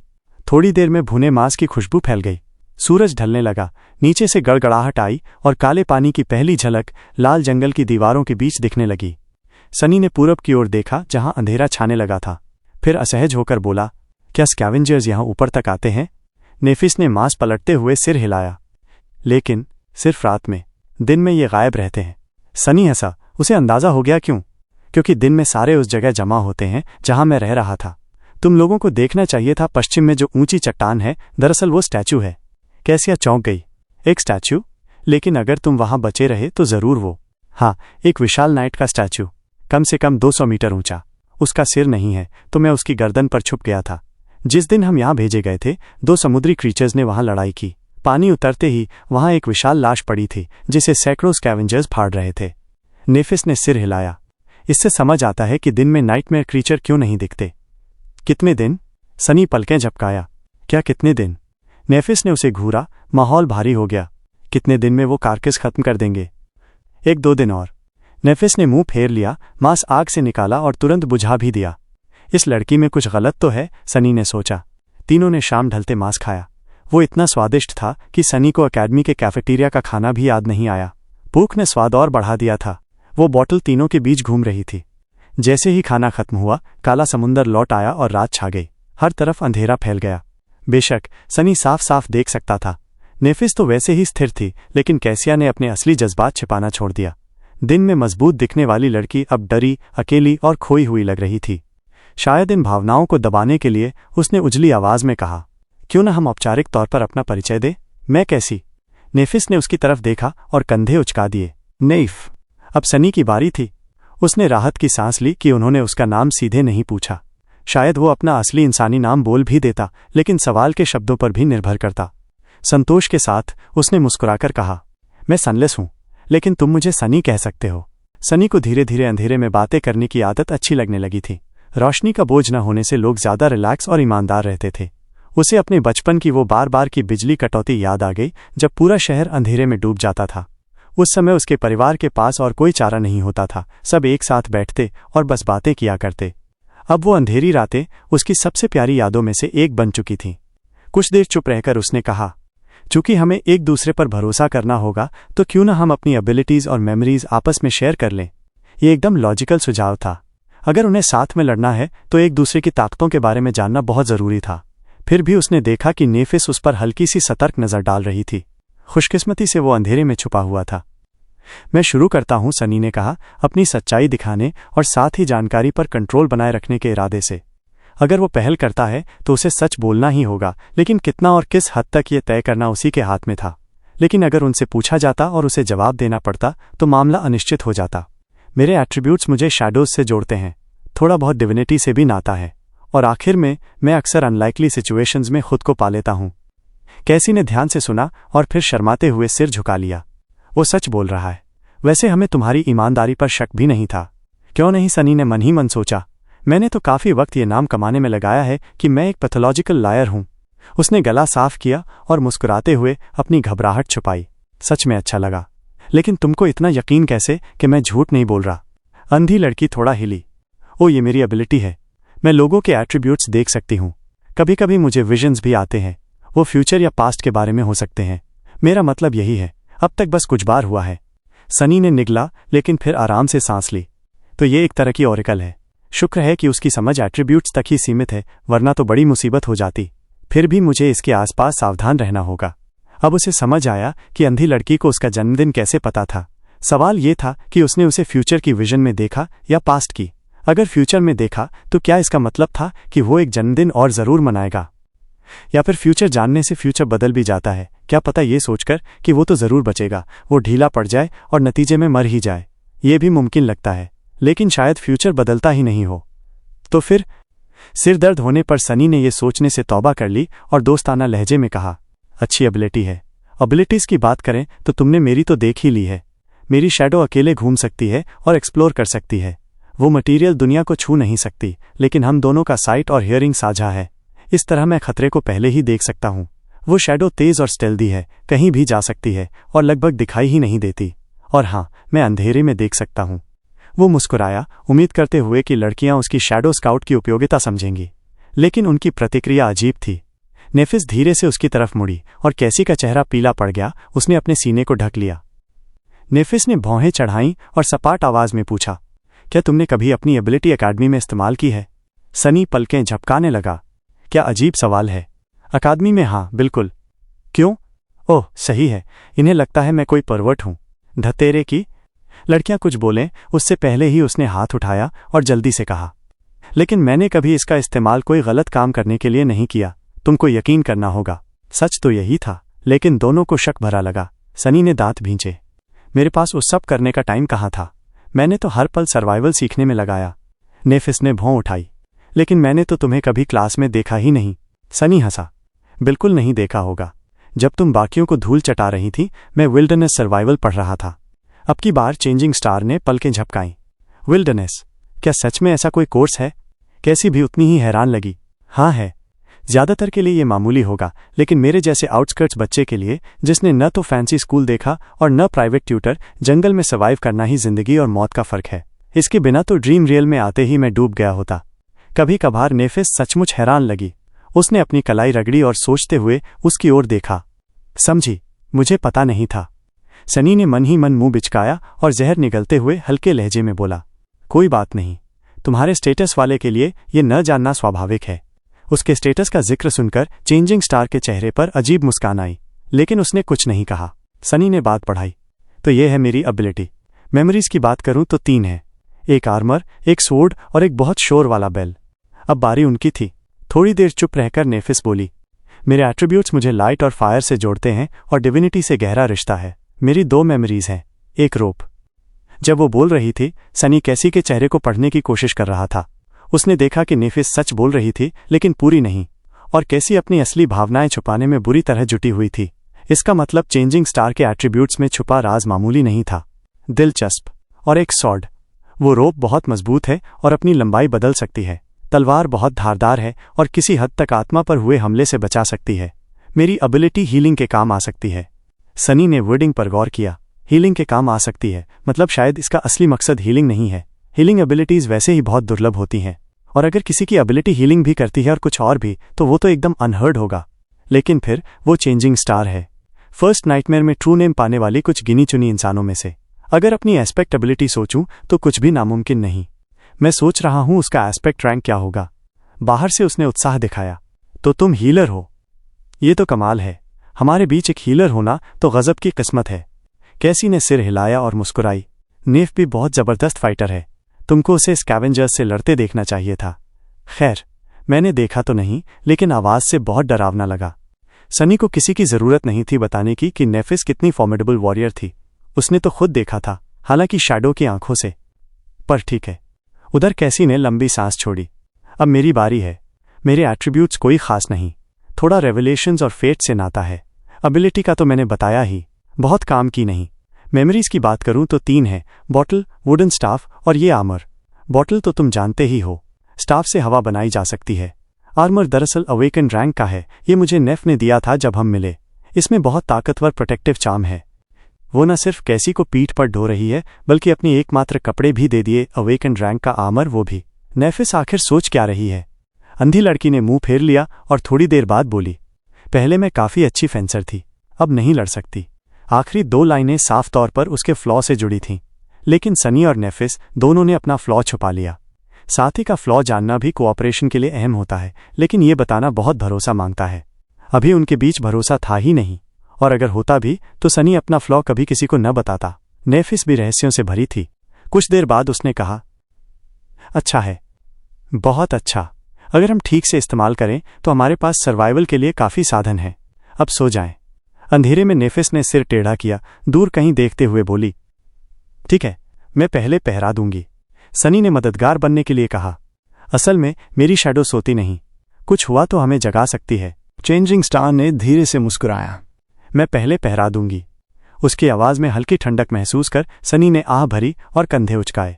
तुम्हारी मर्जी, पर पहरा दोगी क्या? तुम तो देख भी नहीं सकती। जो भी हो, बस मुझे दोष मत देना। अगर रात को कोई दैत्य हमें निगल जाए। फिर वो अचानक से हर उठा। रुको, ये डेथ फ्लैग तो नहीं था? नहीं, बिल्कुल नहीं, कोई चांस ही नहीं। नींद सनी को छू भी नहीं रही थी। कुछ देर तक वो अंधेरे में चुपचाप बैठा रहा, लहरों की गहरी गड़गड़ाहट सुनता रहा। इस दुर्लभ सुकून भरे पल में पिछले कुछ दिनों की यादें उसके मन में उमड़ आईं, लेकिन वो इतना थका हुआ था कि किसी भी बात को गंभीरता से सोचने की हालत में नहीं था। उसके पास गर्मी थी, पेट भरा हुआ था और वो तुलनात्मक रूप से सुरक्षित था। फिलहाल उसके लिए यही काफी था। कुछ देर बाद कैसिया की सांसों की ताल बदल गई, जिससे समझ आया कि वो सो चुकी है। नेफिस पहरा दे रही थी, बिल्कुल स्थिर और हमेशा की तरह थोड़ी दूर से। उसकी चांदी जैसी बाल और गोरी त्वचा उसे ऐसे दिखा रही थी जैसे कोई सफ़ेद पत्थर की मूर्ति हो। सनी ने एक लंबी सांस ली, कुछ देर तक जूझता रहा, फिर धीरे से बोला, सुनो, एक सवाल पूछ सकता हूं? नेफिस ने उसकी ओर देखा और हल्का सा कंधे उचका दिया। जवाब न देने से साफ पता चल रहा था कि उसे याद है सनी अंधेरे में देख सकता है। पूछो। क्या ये बहुत निजी हो जाएगा? सनी झिझका। मुझे लगा था तुम लोग यानी लेगेसीज तो स्पेल में आते ही ढेर सारी इनहेरिटेड मेमोरीज के साथ आते हो। यही तो तुम्हारा सबसे बड़ा एडवांटेज होता है। तो तुम्हारे पास सिर्फ 3 ही क्यों थीं? कुछ देर चुप रहकर नेफिस बोली, असल में मेरे पास तो सिर्फ 2 थीं। रस्सी तो कैसी की थी? सनी ने भौं उठाई। ओह, समझा। उसके जवाब को अधूरा महसूस करके नेफिस कुछ देर सोची और फिर कहा, जब मेरे पिता की मृत्यु हुई तब हमारी ज्यादातर मेमोरीज खो गईं। बाकी बची हुई धीरे धीरे बेचनी पड़ी ताकि परिवार किसी तरह चलता रहे। ये तलवार और कवच तो मुझे मेरी फर्स्ट नाइटमेयर से मिले। तो ये बात थी। सनी को एहसास हुआ कि इमॉर्टल फ्लेम क्लैन का पतन शायद उससे भी गहरा था जितना उसने सोचा था। फिर भी कुछ गड़बड़ लग रही थी। लेकिन तुम्हारे क्लैन की इतनी इज्जत और पहचान थी, पैसे कमाने के और भी रास्ते रहे होंगे। बिना ज्यादा भाव दिखाए नेफिस ने बस कहा, और भी कारण थे। फिर अचानक उसने सिर घुमाकर उसकी ओर देखा। क्या मैं भी एक सवाल पूछ सकती हूं? सनी ने निगलते हुए कहा। हाँ, पूछो। नेफिस ने सिर थोड़ा झुकाया। तुम्हें कैसे पता चला कि मैं लेगेसी हूं? क्या बस इतना? सनी ने कंधे उचकाकर कहा। सरल है। मैंने कास्टर को कहते सुना था। वो बाकी स्लीपर्स को डांट रहा था कि वो तुम्हें इज्जत से पेश आए। नेफिस ने सिर हिलाया और वापस मुड़ गई। उसकी शांत भूरी आंखों के पीछे कौन से ख्याल छुपे थे, सनी नहीं जान पाया। कुछ देर बाद ही सनी ने हिम्मत जुटाई वो सवाल पूछने की जो सच में पूछना चाहता था। पूछने से पहले उसने पक्का कर लिया कि कैसी गहरी नींद में है और फिर धीरे से बोला, एक और सवाल पूछ सकता हूं? ना सुनाई न देने पर उसने आगे कहा, तुम उस पर इतना बोझ क्यों ले रही हो? नेफिस के होठों के कोने पर हल्की सी मुस्कान आई। क्यों, तुम नहीं करते? सनी ने दांत भींच लिए। फ्लॉ उसे सच बोलने को मजबूर कर रहा था।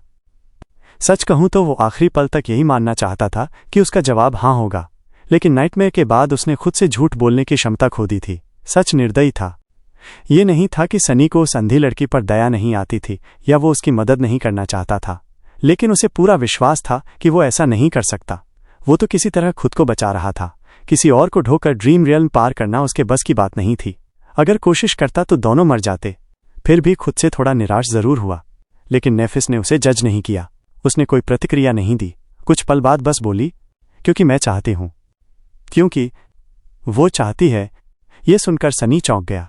उसे लगा था कि नेफिस या तो उसे नैतिकता और करुणा का लंबा भाषण देगी या फिर बताएगी कि कैसी की कमजोर सी एबिलिटी को किसी अजीब तरीके से बेहद उपयोगी बनाया जा सकता है, लेकिन उसने कुछ भी नहीं किया। नेफिस चाहती थी कि वो ये मान ले कि वो अपनी जान दांव पर लगा रही है, यहां तक कि एक अवेकेंड आर्मर टाइप मेमोरी भी छोड़ दी, सिर्फ इसलिए क्योंकि वो चाहती थी। बेतुका। शुरू में सनी ने इस जवाब को टाल दिया, लेकिन जितना ज्यादा उसने सोचा उतना ही बेचैन होता गया, क्योंकि शायद ये सच था। उसकी जिंदगी के हालातों में सनी ने कभी कुछ इसलिए नहीं किया कि वो चाहता था। वो हमेशा करता था क्योंकि उसे करना पड़ता था। चाहत का सवाल ही नहीं था, हमेशा मजबूरी का था। उसके लिए ये जिंदगी का बुनियादी नियम था। लेकिन क्या सच में ऐसा था या ये बस नजरिए की बात थी? नेफिस की परवरिश ने उसे कुछ फायदे दिए थे, लेकिन उतने बड़े नहीं जितना सनी ने समझा था। उसके पास दौलत नहीं थी, नहीं रेलिक्स का भंडार, लेकिन उसके पास एक अलग सोच थी। वो शायद इतनी हिम्मत रखती थी कि जरूरत को नजरअंदाज कर सिर्फ चाहत के लिए कुछ कर सके, और ऐसे काम करे जो कोई साधारण इंसान कभी न करे, जैसे कि एक अंधी लड़की की मदद करना सिर्फ इसलिए कि वो करना चाहती थी। शायद यही उसका सबसे बड़ा फायदा था। शायद यही असली दीवार थी जो लेगेसीज को बाकियों से अलग करती थी। ये सब सोचने लायक बातें थीं, लेकिन सनी कुछ सोच पाता उससे पहले नेफिस ने फिर कहा, अब मेरी बारी। मतलब वो सवाल पूछने वाली है। सच में चेंजिंग स्टार ने फिर सनी की ओर देखा और लंबे विराम के बाद अचानक पूछा, क्या तुम ओडिसियस की कहानी जानते हो? कौन? ये कैसी अजीब सी बात है। हैरान होकर सनी ने सिर हिलाया। फिर याद आया कि वो देख नहीं सकती, तो बोला। नेफिस ने आह भरी और फिर मुड़ गई। कुछ देर बाद उसने धीरे से कहा, ओडिसियस प्राचीन युद्ध का एक नायक था। उन कथाओं में कुछ इंसानों के पास भी वैसी शक्तियां थीं जैसी अवेकेंड के पास होती हैं। अकिलीज जिसकी एस्पेक्ट थी अभेद्य शरीर, डायोमेड्स इतना उग्र कि युद्ध के देवता भी उससे डरते थे, अजैक्स जो किसी दानव जितना बलशाली था। ओडिसियस न सबसे मजबूत था, न सबसे बहादुर, लेकिन वो सबसे चतुर था। सनी पलकें झपकाने लगा, चांदी बालों वाली लड़की को देखता रहा। ये कहाँ से आ गया? अचानक इतनी अच्छी तरह क्यों बता रही है? नेफिस बोली। आखिर में ओडिसियस की चतुराई ने युद्ध को खत्म किया और वो घर लौटने की तैयारी करने लगा। लेकिन देवताओं ने उसे श्राप दिया कि वो समंदरों में भटकता रहेगा, कभी घर नहीं लौट पाएगा। सालों तक वो एक भयावहता से दूसरी में जाता रहा और सारे साथी खो दिए। फिर एक दिन जहाज टूटने के बाद वो एक द्वीप पर पहुंचा जहां सुंदरी परी कैलिप्सो रहती थी। चेंजिंग स्टार की आवाज़ अंधेरे में गूंज रही थी, जैसे कोई सपना सुनाया जा रहा हो। सनी मंत्रमुग्ध होकर सुनता रहा। कैलिप्सो उससे प्रेम करने लगी और उसे अपने महल में ले गई। कई सालों तक वो साथ रहे। द्वीप किसी स्वर्ग जैसा था, हर तरह की नेमतें और सुख वहां थे। कैलिप्सो के साथ रहते हुए वो अमर भी हो गया। लेकिन जितना ज्यादा समय गुजरा उतना ही ओडिसियस समुद्र किनारे बैठा उदास आंखों से दूर देखने लगा। नेफिस मुस्कुराई। आखिर में ओडिसियस ने एक छोटी नाव बनाई और उस द्वीप को छोड़ दिया। सारे सुख, सुंदर परी और यहां तक कि अमरता भी सब पीछे छोड़ दी। तो मेरा सवाल है, उसने ऐसा क्यों किया? सनी ने पलकें झपकाईं। ये कैसी अजीब पहेली थी। उसे तो लगा नेफिस उसका मजाक बना रही है, लेकिन ऐसा नहीं था। वो सचमुच उसके जवाब में दिलचस्पी ले रही थी। पागल लड़की, कुछ सोचकर सनी ने हिचकिचाते हुए कहा। शायद इसलिए कि वो घर से दूर था। नेफिस के होठों पर हल्की मुस्कान आई। घर से दूर? ठीक है। इसके बाद उसने सिर झुका लिया और फिर से मूर्ति जैसी हो गई। लग रहा था कि बातचीत खत्म हो गई है। सनी बड़बड़ाता हुआ लेट गया और सोने की कोशिश करने लगा, लेकिन बार बार उदास आंखों वाला ओडिसियस उसके मन में आता रहा। कुछ देर बाद उसने धीरे से पूछा, तो क्या वो घर पहुंचा? थोड़ी देर बाद नेफिस ने जवाब दिया, वो अपनी पत्नी और बेटे के पास लौटा और फिर सबने सुखी जीवन बिताया। संतुष्ट होकर सनी मुस्कुराया और करवट बदल ली। जब वो आधा सो ही गया था, चेंजिंग स्टार की धीमी आवाज फिर गूंजी। इस बार वो इतनी हल्की थी जैसे किसी से कही भी न जा रही हो। ओडिसियस वो पहला इंसान था जिसने देवताओं की इच्छा तोड़ी। सुबह हुई तो सनी और नेफिस सबसे पहले उठे। सूरज उग रहा था और समुद्र पीछे हट रहा था। उन्होंने आग जलाई और साधारण सा नाश्ता बनाने लगे। कैसी अभी भी सो रही थी, इसलिए दोनों ज्यादा नहीं बोले, जैसे पिछली रात की बातचीत कभी हुई ही नहीं। लेकिन कुछ देर बाद दोनों आने वाले दिनों की योजना पर बात करने लगे। नेफिस के कुछ सुझाव थे। तुम्हारे बताए अनुसार स्कैवेंजर्स पश्चिम में इकट्ठा हो रहे हैं, तो सबसे सही कदम होगा कि हम जल्द से जल्द पूर्व की ओर बढ़ें। उत्तर और दक्षिण भी ठीक हैं, लेकिन उनसे दुश्मनों से उतनी दूरी नहीं बनेगी। सनी ने सिर हिलाया, उसकी बात से सहमत होते हुए। हमने पूर्व की ओर थोड़ा देखा है, लेकिन इतना नहीं कि अगले ऊंचे इलाके तक एक दिन में पहुंचने का भरोसा हो। इसलिए सबसे अच्छा होगा कि आज रास्ता खोजने में लगाएं और कल कैंप शिफ्ट करें। उसने सांस छोड़ी। क्या तुम्हें अंदाजा है कि हम कहाँ हैं? क्या पूर्व में कोई सिटाडेल है? नेफिस ने सिर हिलाया। मैंने कभी ऐसे क्षेत्र का नाम नहीं सुना जो इससे मेल खाता हो। किसी भी हाल में हमें आगे बढ़ना ही होगा, तभी ज्यादा जान पाएंगे। या तो कोई सिटाडेल मिलेगा या कोई अनकॉन्कर्ड गेटवे, या हम मर जाएंगे। पूर्व जाना सबसे सही है, क्योंकि पश्चिम में तो राक्षसों की भीड़ है। इतना कहते ही कैसी अचानक सीधी बैठ गई। उसकी आंखें पूरी खुली थीं और चेहरा थोड़ा पीला। वो घबराई और उत्साहित लग रही थी। नेफिस ने भौहें सिकोड़ी। कैसी? क्या हुआ? अंधी लड़की ने उनकी ओर देखा और मुस्कुरा दी। एक विजन देखा मैंने। जैसे कोई भविष्यवाणी वाला सपना, सनी ने सोचा, इस नई हकीकत को समझने की कोशिश करते हुए कि कोई भविष्य भी देख सकता है या शायद अतीत।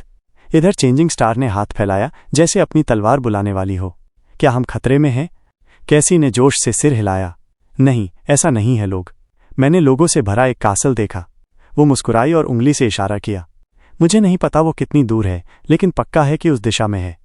सनी और नेफिस ने एक दूसरे को देखा। ये तय नहीं कर पा रहे थे कि खुश हों या डरे हुए। कैसी की नाजुक उंगली आत्मविश्वास से पश्चिम की ओर इशारा कर रही थी।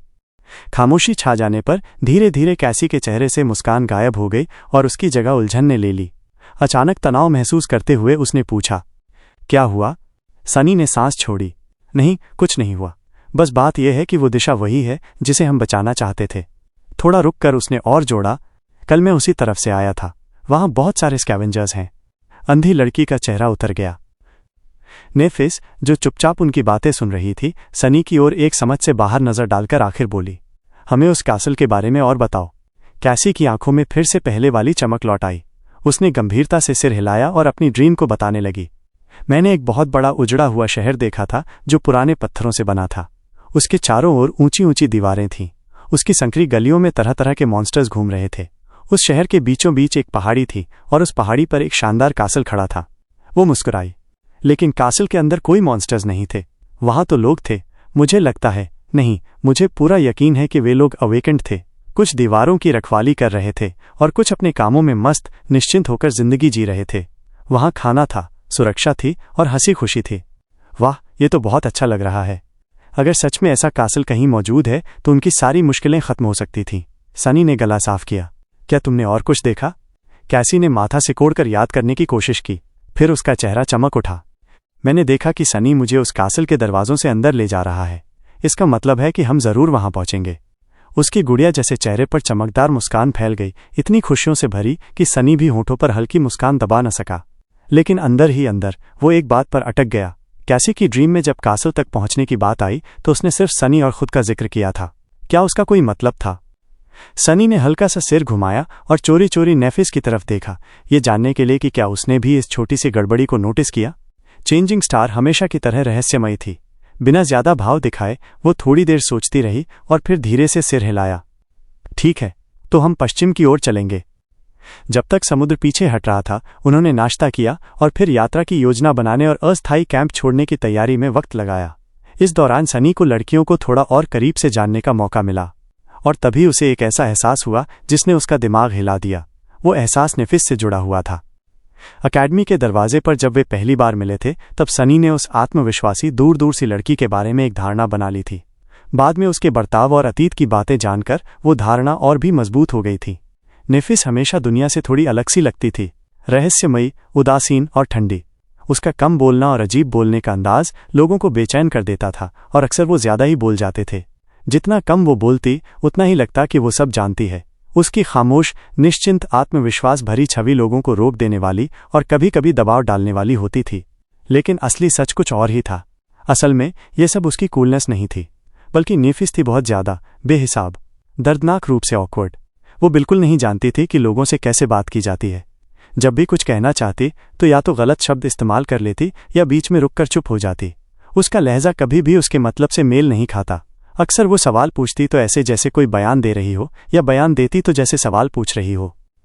इसके ऊपर यह भी था कि जैसे ज्यादातर इंट्रोवर्टेड लोग, वैसे ही नेफिस भी अपने भाव चेहरे पर जाहिर करने की आदी नहीं थी। उसके पास एहसास तो थे, बस उन्हें जताना उसे नहीं आता था। नतीजा ये कि उसका चेहरा हमेशा ठंडा और भावहीन लगता। इसलिए ज्यादातर वक्त वो बोलती ही नहीं थी या बहुत कम बोलती थी। ये सब मिलकर फिर उसमें उसके अजीबपन को जोड़कर उसे एक रहस्यमयी अछूती आइस प्रिंसेस जैसा बना देता था, जबकि असल में वो तो बस शर्मीली और लोगों से बातचीत करने में बेहद कच्ची थी। ये बात समझ आने के बाद सनी चाहकर भी अपनी आंखें नेफिस पर बड़ी बड़ी करके टिकाने से खुद को रोक नहीं पाया। बड़ी मुश्किल से उसने अपना मुंह खुला रह जाने से बचाया। ये क्या? ये तो किसी प्रोटैगनिस्ट के हिसाब से बिल्कुल नहीं है। उसके ख्याल में नेफिस निश्चित ही वो इंसान थी जो हर घटना की मेन कैरेक्टर होती। केंद्र मंच पर हमेशा वही आत्मविश्वासी और मजबूत लोग होते जैसे नेफिस और कास्टर, जबकि सनी और कैसी जैसे लोग तो बस पृष्ठभूमि में रहते। लेकिन अब नहीं, ये सोच भी गलत थी। नेफिस का ये ऑकवर्ड होना या लोगों से सही से बात न कर पाना ये साबित नहीं करता था कि वो मजबूत नहीं है। असल में तो शायद इसका उल्टा था। उसने जो भी हासिल किया था वो इन सब मुश्किलों के बावजूद किया था। वो अब भी खतरनाक थी। तभी नेफिस ने सनी को अपनी ओर देखते हुए पकड़ लिया। उसने उसकी ओर देखा और लंबे विराम के बाद सपाट स्वर में पूछा। सनी पलकें झपकाकर अपने ख्यालों से बाहर आया और गला साफ किया। ओह, कुछ नहीं, मैं तो बस ये पूछने वाला था कि हम कब निकल रहे हैं। नेफिस ने थोड़ी देर सोचा, फिर मुड़कर बोली, जल्द। तुम तो सच में एक शब्द से ज्यादा नहीं बोल पाती, है ना? सनी पूरी तरह से हैरान था, लेकिन उसने अपना भाव छिपाकर मुस्कुरा दिया। ठीक है फिर। सुबह की धुंधली रोशनी में उन्होंने ऊंची पहाड़ी को छोड़ा और पश्चिम की ओर बढ़ निकले, वही रास्ता अपनाते हुए जो कल सनी ने तय किया था। रास्ता पहचानते हुए उनका छोटा दल तेजी से आगे बढ़ा। सबसे आगे नेफिस चल रही थी, उसकी तलवार वाला हाथ हर पल वार करने को तैयार। उसके थोड़ी पीछे सनी था। इस बार कैसी को पकड़कर मार्गदर्शन करने की जिम्मेदारी उसी को दी गई थी। बेशक असल में उन्हें मार्गदर्शन दे रहा था उसका शैडो। वो आगे आगे जाके लैबिरिंथ को टटोल रहा था, हर खतरे के संकेत को ऑब्जर्व कर रहा था। लैबिरिंथ पहले जैसा ही था, उलझन भरा और अंतहीन। काले कीचड़ में से निकलती लाल कोरल की धारें एक उलझा हुआ जंगल बना रही थीं, लेकिन आज उसमें कुछ अलग सा महसूस हो रहा था। ज्यादा देर नहीं हुई कि शैडो को भूखे स्कैवेंजर्स का झुंड दिखाई दे गया। रुको, सनी ने फुसफुसाकर कहा, अपनी शैडो से स्कैवेंजर्स के झुंड को देखते हुए। जैसे ही उसके मुंह से ये शब्द निकले, नेफिस ने तुरंत अपनी तलवार समन कर ली। उसने आसपास का जायजा लिया और फिर सनी की तरफ देखा, जैसे आंखों से कोई सवाल कर रही हो। कैसिया वहीं जम सी गई और हिचकिचाते हुए अपना स्टाफ उठा लिया। सनी ने गिना, 1 2 3 5। धत। ये भारी भरकम दैत्य वही हारे हुए स्कैवेंजर्स लग रहे थे जैसे वो जिसने सनी ने पहले मारा था, लेकिन इनके घाव उतने भयानक नहीं थे। हर एक पहले वाले से कहीं ज्यादा खतरनाक था और कम से कम आधा दर्जन तो थे ही। वो धीरे से बोला, आगे के रास्ते में स्कैवेंजर्स हैं 6 और वो धीरे धीरे हमारी तरफ बढ़ रहे हैं। नेफिस ने आगे देखा। उसके चेहरे पर सोच समझ वाला भाव था। क्या उन्होंने कार्कस खत्म कर लिया है? सनी ने कुछ पल सोचा और सिर हिलाया। नहीं, मुझे नहीं लगता। शायद सबके लिए मांस नहीं बचा तो कुछ भूखे रहकर लौट रहे हैं। नेफिस ने पास की दूसरी गली की तरफ इशारा किया। हम इन्हें घेर कर निकलेंगे। तीनों स्लीपर्स जल्दी से रास्ता बदलकर चल दिए ताकि स्कैवेंजर से दूर रह सके। तनाव में वे चलते रहे, कोशिश करते हुए कि भूल भुलैया में खो ना जाएं। लेकिन अगले घंटे भर में उन्हें बार बार दिशा बदलनी पड़ी और हर बार नए स्कैवेंजर से बचना पड़ा। विशाल मूर्ति तक की दूरी जरा भी कम नहीं हो रही थी। एक मोड़ पर वे थककर एक बंद गली के पास रुक गए। उनके सामने वाली लंबी पैसेज से कई जीव गुजर रहे थे। मजबूरी में उन्हें छुपकर इंतजार करना पड़ा। सनी ने सिर हिलाते हुए कहा, ऐसे नहीं चलेगा। इस रफ्तार से हम सनसेट से पहले कभी सुरक्षित जगह नहीं पहुंच पाएंगे। सबसे पहले कैसी बोली, शायद हमें लौट जाना चाहिए। ये बात तर्कसंगत थी, पर सनी सहमत नहीं होना चाहता था। नेफिस भी उसकी तरह ही सोच रही थी। चेहरा खाली भाव लिए बोली, कल और मुश्किल होगा। और सच था, कल तक तो स्कैवेंजर्स और भी बढ़ जाएंगे। तो अब क्या करें? चेंजिंग स्टार ने सिर झुकाकर सोचा और सनी की तरफ देखा। लड़ो। लड़ो? इतने सारे दानवों से? क्या वो पागल हो गई है? सनी ने हंसी दबाकर कहा, मुझे पता है तुम तलवार में माहिर हो, लेकिन भूल गई कि ये सब हमसे एक रैंक ऊपर हैं। इतने सारे हों तो हम बच नहीं पाएंगे। नेफिस ने सिर हिलाया। बड़े झुंड से बचेंगे, छोटे वाले काटेंगे। रुक कर बोली, अगर 1 या 2 हों तो मौका है। सनी जवाब देना चाहता था पर तर्क नहीं मिला। आखिरकार उसने मान लिया। ठीक है। नेफिस ने उसे देखा, फिर पूछा, क्या तुमने उस स्कैवेंजर की लाश देखी जिसे मारा था? सनी चौंक गया। वो तो दर्द से जूझ रहा था और बस किसी तरह बचने की कोशिश में था। लाश क्यों देखता? फिर याद आया, टीचर जूलियस ने कुछ कहा था। नेफिस बोली, स्कैवेंजर्स के 3 कमजोर बिंदु होते हैं। पहला तो साफ है, जॉइंट्स। जहां लचक चाहिए वहां कवच पूरी तरह कठोर नहीं हो सकता, तो जॉइंट्स के ऊपर आर्मर में खाली जगह होती है। वहां मारोगे तो उनकी चाल और हमला दोनों कमजोर होंगे। सनी ने मन ही मन सोचा, ये तो उसने पहले क्यों नहीं समझा। नेफिस बोली, दूसरा भी वैसा ही है, जहां टॉर्सो कैरापेस से जुड़ता है। वहां चोट करो तो उन्हें बहुत नुकसान होगा, मगर स्पाइन ना टूटा तो वो मरेंगे नहीं, लड़ते रहेंगे। सनी ने नोटिस किया कि जब नेफिस अपने भरोसे की बात करती है, जैसे पुराने नायक या लड़ाई, तो उसकी सारी झिझक गायब हो जाती है। आखिर में उसने कहा, तीसरा कमजोर बिंदु उनकी पीठ पर है, आंखों की ऊंचाई पर। वहां आर्मर थोड़ा धसा और रंगहीन होता है। प्लेट्स वहीं जुड़ती हैं, इसलिए कवच पतला है। वहां भेद दो तो सीधा दिमाग नष्ट होगा, वो जानलेवा चोट होगी। सनी ने सोचा, लेकिन स्कैवेंजर तो 2 मीटर से बड़े हैं, इंसान कैसे उस ऊंचाई तक पहुंचेगा? जैसे उसने सनी का मन पढ़ लिया हो, नेफिस ने कहा, यह बहुत मुश्किल है। उनकी रफ्तार, आकार और पिंसर्स की मार से उनके पीछे जाना लगभग नामुमकिन है। वो सनी को देखकर बोली, अगर एक स्कैवेंजर मिला तो मैं बेट बनूंगी, उसे घुमाकर रोकूंगी और उसका तीसरा बिंदु खोलूंगी। तुम्हारा काम होगा उसे मारना। सनी ने घबरा कर पूछा, अगर 2 हुए तो? हमेशा की तरह नेफिस रुकी और बोली, मत मरना। थोड़ी देर बाद ही उन्हें मजबूरी में लड़ना पड़ा। पीछे कोई और रास्ता नहीं था, आगे बस एक क्लियरिंग थी और उस पैसेज से एक स्कैवेंजर धीरे धीरे आ रहा था। सनी ने हालात बताए। नेफिस ने तुरंत सिर हिलाया। हम क्लियरिंग में लड़ेंगे। उसने कैसी को दीवार के पास बैठाया। यहीं रुको, हम लौटेंगे। कुछ सोचकर बोली, जल्दी। कैसी ने उसका हाथ पकड़ लिया। चेहरा पीला और डरा हुआ था। नेफ, तुम ध्यान रखना। नेफिस ने आंखें झपकाईं, सिर टेढ़ा किया और मुस्कुरा दी। फिर वो और सनी क्लियरिंग की ओर बढ़े। जैसे ही स्कैवेंजर पहुंचा, सनी की शैडो उसके पैरों से जुड़ गई। वो छुप गया, मौका देखते हुए। नेफिस बीच क्लियरिंग में खड़ी हो गई, तलवार हाथ में, आराम से सीधी। सनी ने मन ही मन दोहराया, मत मरना। अगले ही पल स्कैवेंजर बाहर आया। उसकी छोटी आंखों में शैतानी चमक थी। वो चिल्लाया और बिजली की तरह नेफिस पर टूटा। उसका विशाल पिंसर तेजी से चला। नेफिस ने तुरंत बचाव किया, किनारे हट गई और पीछे कूदी। उसी पल उसकी तलवार चमकी और स्कैवेंजर के आगे के पांव के जोड़ पर गहरी चोट कर दी। नीली चमकदार खून जमीन पर छिटक गया। ये चोट इतनी मामूली थी कि रफ्तार न रुकी। वो घूमकर जबरदस्त वार करने आया। नेफिस ने तलवार से रोक लिया, सही एंगल से वार टाला, मगर फिर भी धक्का खाकर गिरने लगी। दूसरा पिंसर नीचे गिरा, पर नेफिस ने गिरने का फायदा उठाकर हाथ के बल पलटी खाई और दूरी बना ली। उसकी तलवार फिर चली। सनी अब बाकी पर ध्यान नहीं दे रहा था, बस ये देख रहा था कि नेफिस ने कैसे खतरा उठाकर स्कैवेंजर को इस तरह घुमाया कि उसकी पीठ शैडो की तरफ हो गई। अब या कभी नहीं। सनी ने छलांग लगाई। आजो ब्लेड उसके हाथ में चमकी और शैडो ने उसे ढक लिया। उसने पूरी ताकत से तलवार स्कैवेंजर की पीठ के धसे कैविटी पर मारी। कवच टूट गया और तलवार अंदर धस गई। दानव कांपा और जमीन पर गिर पड़ा। सनी उसके ऊपर से लुढ़कता हुआ मिट्टी में जा गिरा। इतना आसान? क्या सब खत्म हो गया? तभी स्पेल की आवाज गूंजी, तुमने एक अवेकन बीस्ट कैरापे स्कैवेंजर को मार दिया है। तुम्हारी शैडो और मजबूत हो गई है। तो गाइस, इसी के साथ आज का एपिसोड यहीं पर खत्म होता है। अगर आपको कहानी पसंद आया हो तो एक प्यारा सा कमेंट और वीडियो को लाइक जरूर कर देना। और हाँ, सब्सक्राइब करके जुड़ जाओ मैक्स मांगा एक्सप्लेन से। बेल आइकन भी ऑन कर लेना ताकि कोई भी अपडेट मिस ना हो। कल फिर मिलेंगे अगले एपिसोड के साथ। तब तक के लिए अपना ख्याल रखना। जय हिंद।